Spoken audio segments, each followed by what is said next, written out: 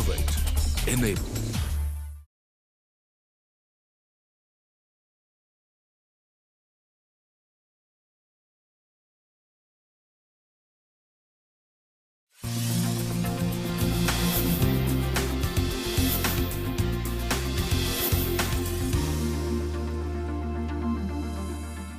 नमस्कार, मी मनुश्री पाटील. MTDC प्रस्तुत Maharashtra unlimited मध्ये आपलं स्वागत.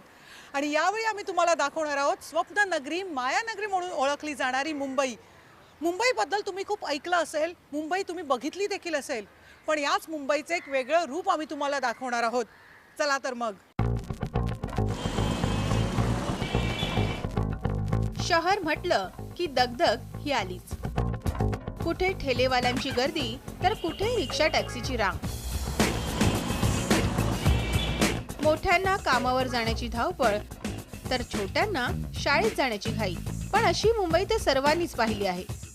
म्हणूनच आम्ही मुंबई दर्शनाची सुरुवात केली ती घारापुरी पासून, म्हणजेच एलिफंटा लेणी पासून.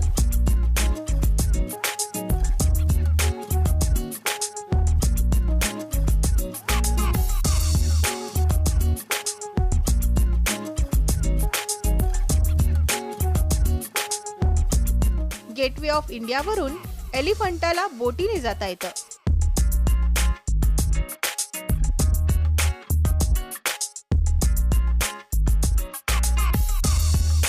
अनेक पर्यटक वीकेंड ट्रिपसाठी एलिफंटाला भेट देतात.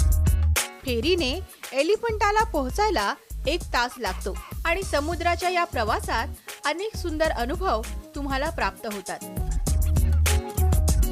3ऱ्या शतकातील ह्या लेण्या जगप्रसिद्ध आहेत आणि म्हणूनच इथे विदेशी पर्यटक सुद्धा भरपूर पाहायला मिळतात. ह्या जागेचं नाव घारापुरी आहे, पण पोर्तुगीज भारतात आल्यानंतर इथे त्यांना हत्तीचा एक मोठा दगडी सुळका सापडला आणि म्हणूनच त्यांनी या बेटाला एलिफंटाचं नाव दिलं. फेरी तुम्हाला राजघाटला उतरवते आणि तिथूनच पायी एलिफंटापर्यंत जाता येतं किंवा मिनी ट्रेनने सुद्धा जाण्याची इथे सोय उपलब्ध आहे.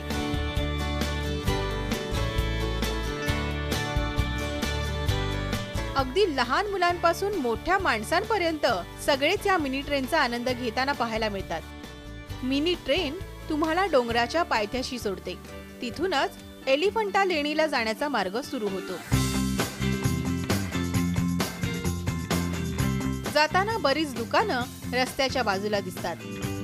या लोकल मार्केटमध्ये समुद्रातल्या वस्तूंपासून बनवलेले शोपीस इथे विकले जातात. बौद्ध, जैन आणि हिंदू धर्मातील देवतांच्या प्रतिमा इथे प्रत्येक दुकानात विकल्या जातात. त्यामागचं कारण असं की इथे असलेल्या लेण्यांमध्ये ह्याच देवांची मूर्ती बनवलेली आहे. 120 पायऱ्या चढून गेल्यानंतर लेण्यांना सुरुवात होते.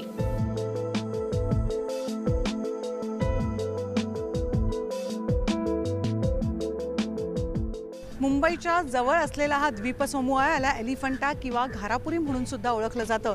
या घारापुरीमध्ये 7 महत्त्वाची अशी लेणी आहेत आणि मुंबई पर्यटनासाठी आलेल्या पर्यटकांसाठी विशेष असं महत्त्वाचं ठिकाण म्हणून सुद्धा याकडे बघितलं जातं. आणि सध्या पुरातत्व विभागातर्फे एक विशेष राष्ट्रीय स्मारक म्हणून याला घोषित करण्यात आलं आहे. सर्वात पहिली लेणीच सगळ्यात मुख्य लेणी आहे. एका दगडात कोरलेली ही भव्य गुफा विविध प्रकारच्या कलाकृतीने भरलेली आहे. असं म्हणतात पांडवांनी वनवासात असताना ह्या लेण्या बनवल्या. लेण्यांच्या सुरुवातीलाच ह्या नटराज मूर्तीचं दर्शन होतं. एकेकाळी या मूर्तीच्या अष्टभुजा स्पष्टपणे दिसायच्या, पण आता मात्र अर्धाच भाग नीट पाहता येतो. मूर्तीच्या उजव्या खांद्यावर गणपतीची प्रतिमा आहे. अशाच अजून बऱ्याच प्रतिमा ह्या लेणीमध्ये पाहायला मिळतात. पण सगळ्यांचं लक्ष वेधून घेणारी एकच मूर्ती इथे आहे, ती म्हणजे महेश मूर्ती. जवळजवळ 20 फूट असलेली ही मूर्ती म्हणजे शंकराची 3 वेगवेगळी रूपं आहेत. सृष्टीचा निर्माता, पालनहार आणि संहारक अशी ती 3 रूपं ओळखली जातात. लेणीमधल्या बहुतेक प्रतिमा या शंकराच्याच असून त्या वेगवेगळ्या अवतारात इथे कोरल्या गेल्या आहेत.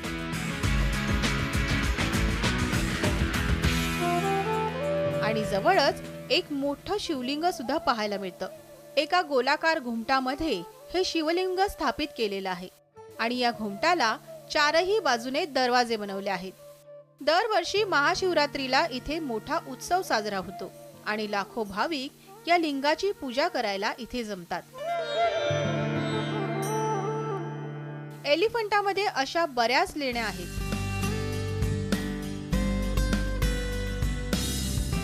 थोडं पुढे गेलं की अजून एक भव्य लेणी दिसते. त्यात एक मोठा सभा मंडप आहे आणि लेणीच्या उजव्या बाजूला व्यासपीठ सुद्धा बनवलेलं आहे. इतिहासाची आणि पुरातत्व शास्त्राची आवड असणाऱ्या लोकांसाठी इथे ज्ञानाचा मोठा साठा आहे. आणि फक्त पर्यटनाची आवड असणाऱ्या लोकांसाठी हे वन डे पिकनिक साठी उत्तम ठिकाण आहे. मुंबईच्या जवळ असलेली एलिफंटा लेणी तर आपण बघितली, पण मुंबईचं आणखीन एक वेगळं दर्शन आम्ही तुम्हाला दाखवणार आहोत. पण घेऊया एक छोटासा ब्रेक. पहा फक्त IBN लोकमत.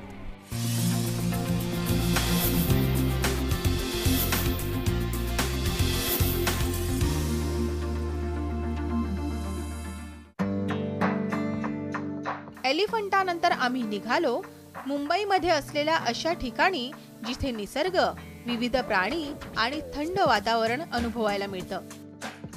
मुंबईपासून काही अंतरावर बोरिवलीला आहे संजय गांधी राष्ट्रीय उद्यान. या उद्यानाचं वैशिष्ट्य म्हणजे इथे एक दिवसाच्या पिकनिकला सुद्धा जाता येतं. उद्यानाच्या आतमध्ये जाताच पहिलं दिसतं ते बटरफ्लाय गार्डन. नॅशनल पार्कमध्ये वन्यजीव बघायला आले असताना प्रवेशालाच लागतं ते एक सुंदर गार्डन. या गार्डनमध्ये वेगवेगळ्या प्रजातीची, वेगवेगळ्या जातीची अगदी रंगीबेरंगी फुलपाखरं तुमचं स्वागत करत असतात.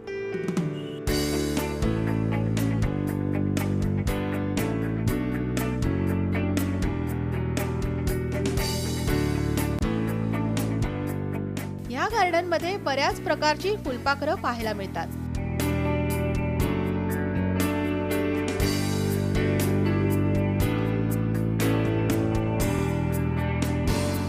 फुलपाखरं पाहताना अजिबात आवाज करू नये. शांतपणे एकाच जागेवर उभं राहिल्याने फुलपाखरं अगदी तुमच्या जवळ येऊन खेळतात. अनेक प्रकारची फुलं सुद्धा या गार्डन मध्ये आपल्याला पाहायला मिळतात. याच फुलांमुळे इथे विविध रंगी फुलपाखरांचा थवा पर्यटकांना पाहता येतो.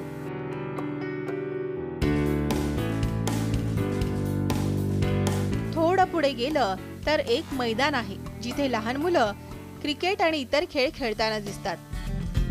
शाळेच्या पिकनिकला आलेली मुलं या ग्राउंड मध्येच एन्जॉय करतात आणि ग्राउंडच्या समोरच तलाव सुद्धा आहे.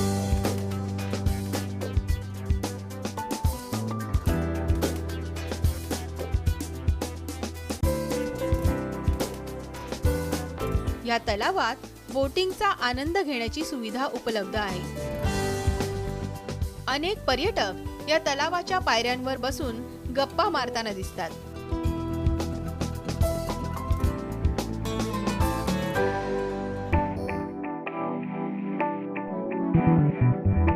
या राष्ट्रीय उद्यानाचं अजून एक वैशिष्ट्य म्हणजे इथली कान्हेरी लेणी.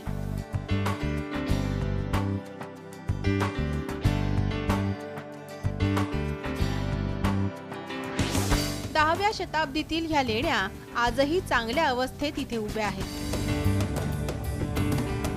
मोठ्या दगडात कोरलेल्या 20 पेक्षा जास्त लेण्या इथे पाहायला मिळतात. लेण्यांमध्ये गौतम बुद्धाची मूर्ती, चैत्यगृह आणि कोरीव काम केलेले स्तंभ पाहायला मिळतात.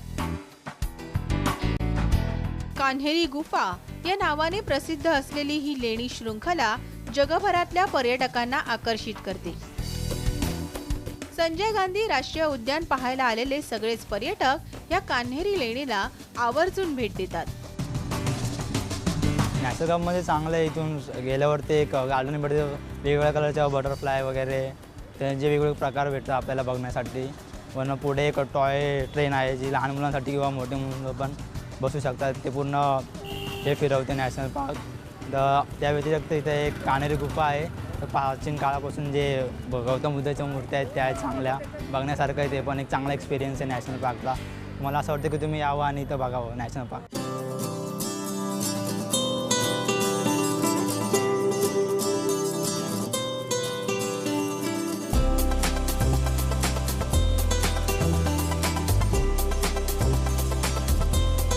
मिनी ट्रेनने नॅशनल पार्कच्या आत जंगलातून सफर करता येते.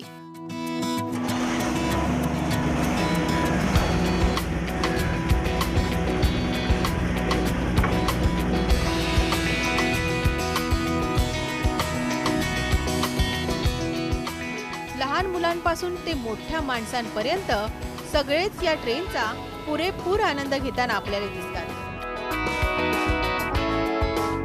1973 पासून वनाने ट्रेन चालू आहे. 1000-1500 पर्यटक असतात. आकर्षण म्हणजे पर्यटकाकरता लहान मोठे सगळे आकर्षणे ट्रेनमध्ये बसतात आणि त्यांना फेरी मारून आम्ही व्यवस्थित ठिकाणी सोडत असतात. ट्रेनमधून जाताना तुम्हाला हरण दिसणार, मोर दिसणार, बाकी काळवीट आहे, सर्व प्राणी दिसतात. ट्रेनमधून जाताना पिंजऱ्यात ठेवलेलं हरण, सांबर आणि मोर सुद्धा पाहायला मिळतात. या पिंजऱ्यापर्यंत जाण्यासाठी पायी मार्ग सुद्धा आहे. पायी गेल्याने हे प्राणी अगदी जवळून बघता येतात.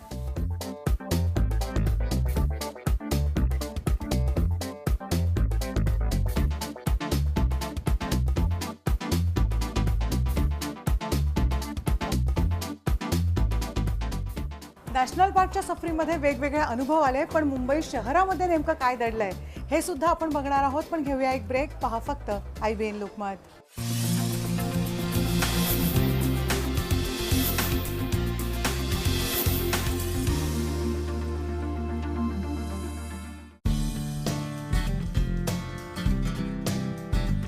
मुंबईला मायानगरी म्हणून ओळखलं जातं. इथे अनेक प्रकारचे मनोरंजनाची साधनं उपलब्ध आहेत. पण त्याचबरोबर मुंबईला धार्मिक पर्यटनासाठी सुद्धा ओळखलं जातं. अनेक जागरूक देवस्थान जसं सिद्धिविनायक मंदिर, महालक्ष्मी देवी, हाजी अली, माउंट मेरी आणि मुंबादेवी या शहरातल्या लोकांचं श्रद्धास्थान आहे. मुंबादेवीच्या नावानेच या शहराचं नाव मुंबई असं ठेवण्यात आलं होतं. समुद्राचा वारसा लाभलेल्या मुंबई शहरात मासे खायला तर मिळतातच, पण त्याचबरोबर जिवंत मासे पाहण्याची सोय सुद्धा या मुंबईमध्ये आहे.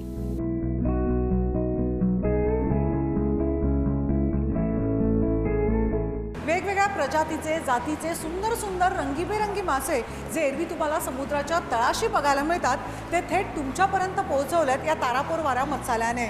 त्यामुळे मुंबई पर्यटनासाठी येणाऱ्या एक आकर्षणाचं महत्त्वाचं केंद्र असलेल्या मत्स्यालयामध्ये पर्यटकांची नेहमीच वर्दळ आपल्याला बघायला मिळते.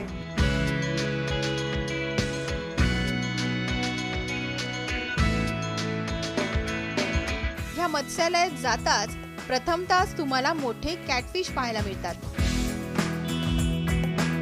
आणि तिथूनच सुरू होतात विविध जाती आणि विविध रंगांच्या माशांची सफर.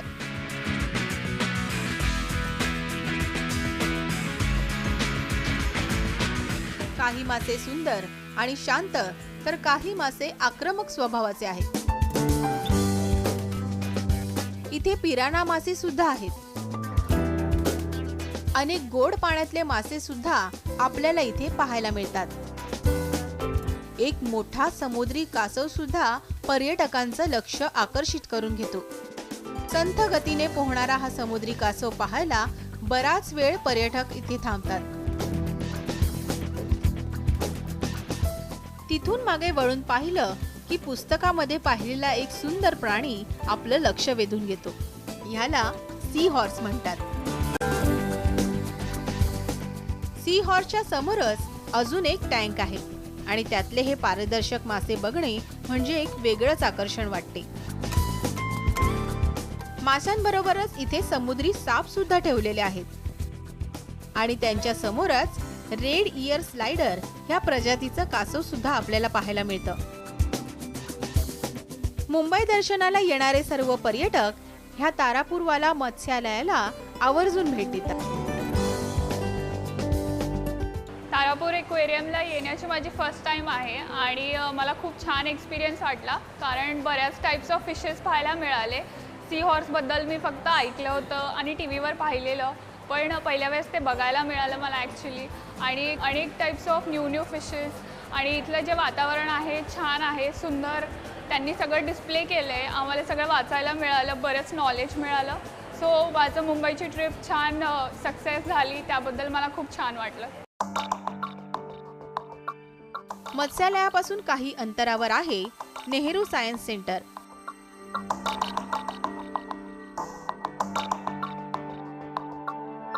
मुंबईमध्ये फिरण्यासाठी बघण्यासाठी अगदी अनेक ठिकाणं आहेत, पण तुमच्या तसंच तुमच्या मुलांच्या आवडीच्या क्षेत्राची अगदी इत्यंभूत माहिती आणि ती हसत खेळत हवी असेल तर नेहरू सायन्स सेंटरचा उत्तम पर्याय मुंबईमध्ये आहे. आणि अगदी पर्यटनाच्या दृष्टीने बघितलं तर अनेक पर्यटक आवर्जून या नेहरू सायन्स सेंटरला भेट देतात.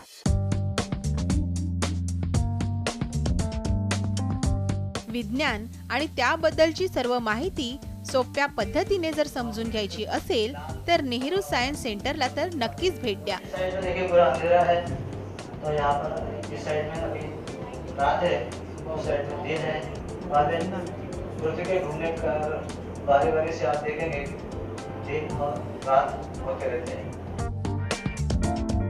इथे प्रत्येक विषयासाठी वेगवेगळी दालनं आहेत, ज्यात अगदी सहजपणे समजता येतील अशी माहिती पुरवण्यात येते.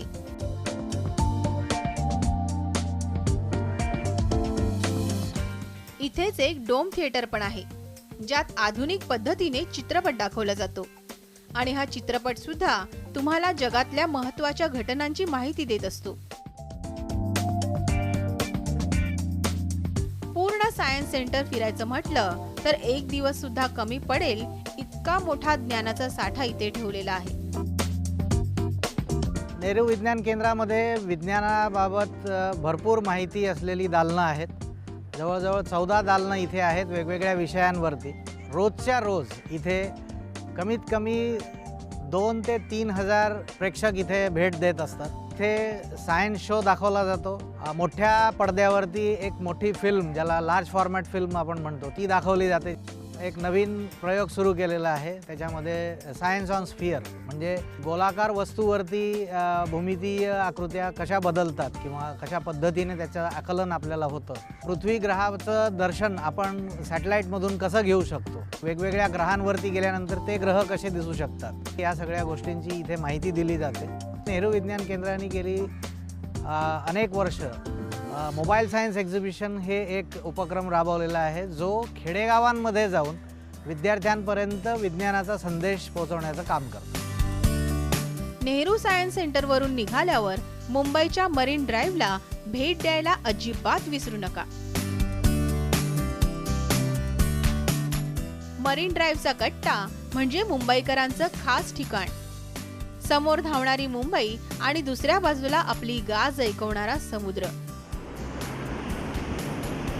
संध्याकाळच्या वेळी तरुणांपासून ते ज्येष्ठांपर्यंत सगळेच इथे येतात. कुणी गप्पा मारण्यासाठी, कुणी चालना धावण्यासाठी, तर कुणी समुद्राचं रूप डोळे भरून पाहण्यासाठी.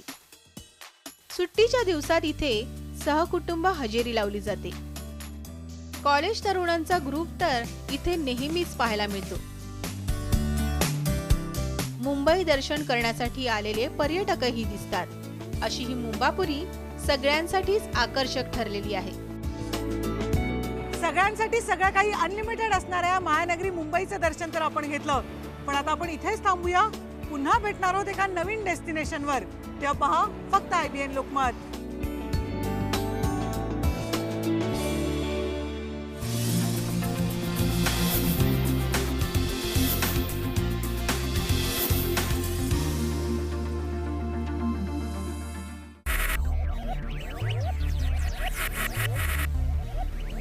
Focus.